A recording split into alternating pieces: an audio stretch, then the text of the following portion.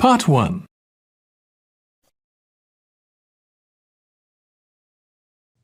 You will hear a woman asking a sales assistant about insurance policies.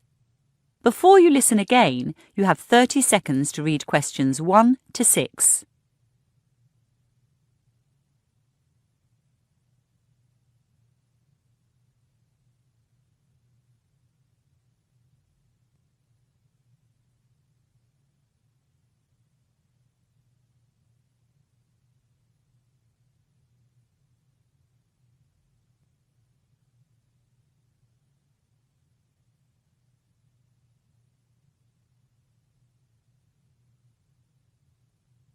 Good morning. Take a seat. I see you've picked up some of our brochures. Yes, I've been reading the one on travel. Would the travel insurance be for you or for your family as well? Just for me.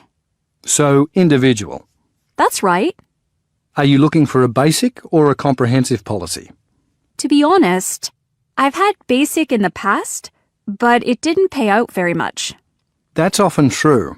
With our company, you can be insured for different amounts. For instance, in Section 1, Baggage and Personal Effects, you can be insured for all 5 subsections or for as few as 2.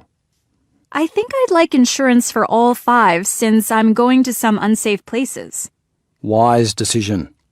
By the way, can a camera be counted as a single item, or must it be included in cameras and portable electronic equipment? If you have an expensive camera, you can nominate it as a single item. Our maximum payout is $1,500. Occasionally, people have their camera and computer stolen together.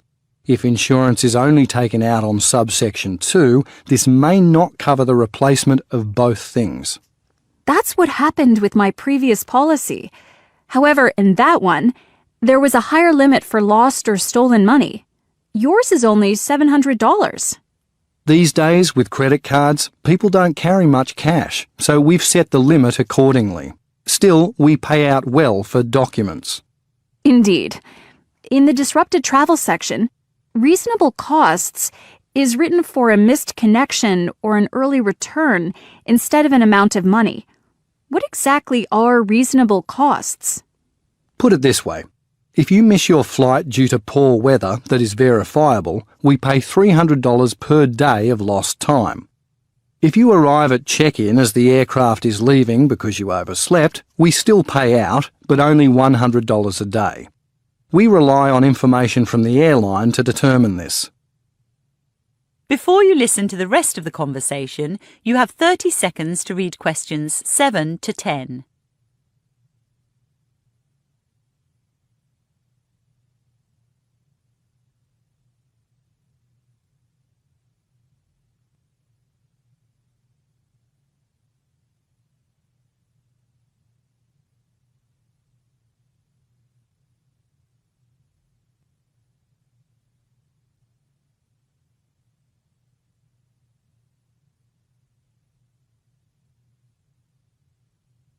Are you also interested in vehicle insurance? Yes, I am. I'm about to buy a nice old car, a vintage Jaguar XJ6. Hey, I used to have one of those, although nowadays I prefer old motorbikes. Did you know you can insure a vehicle on its own, or you can include it in our multi-saver policy, along with your house and contents? Yes, I saw that. It's true I'm buying an expensive car, but I rent my house, so I'm not ready for multi-saver. I understand. Have you decided which level of cover you'd like for your car? Top cover. Are you sure? It is pricey. I know, but last time I had insurance, I wasn't covered for storm damage. Don't tell me that was just before the November hailstorm. Uh-huh. So, I need storm damage insurance. Also, I'd like my policy to start as soon as I've paid for it. With my old one, there was a stand-down period of 2 weeks. Would you believe I backed into a wall just 3 days after I'd taken out the policy? Oh, dear. Then, I spent months fighting with the insurance company over the value of my car. I know it wasn't worth much, but it was relatively new. If you choose top cover, we agree on a value for your car and renegotiate each year to avoid disputes. Again, it's not as cheap as some, but the policy works out better in the long run. That is the end of part 1. You now have 1 minute to check your answers to part 1.